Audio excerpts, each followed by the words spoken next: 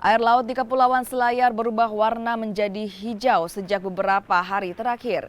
Tak hanya itu, air laut juga mengeluarkan bau tak sedap.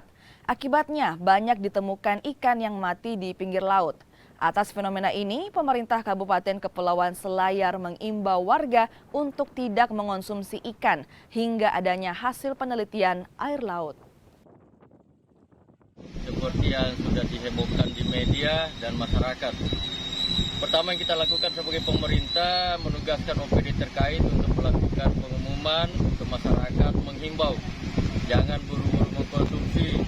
Pemerintah sementara mengambil sampel baik air maupun ikannya untuk uji laboratorium. Hanya di Selayar kita punya keterbatasan sehingga yang bisa diuji hanya air. Untuk ikannya harus dikirim ke Makassar dan sementara ini sudah ada komunikasi kepada lembaga yang akan menangani itu, dan sekali lagi kami tetap berharap agar masyarakat menahan diri jangan langsung mengkonsumsi karena bisa jadi ini adalah racun yang dimakan ikan sehingga mati, tapi bisa juga karena kadar air yang sudah tidak nyaman dengan ikan kalau ikannya kemudian mati.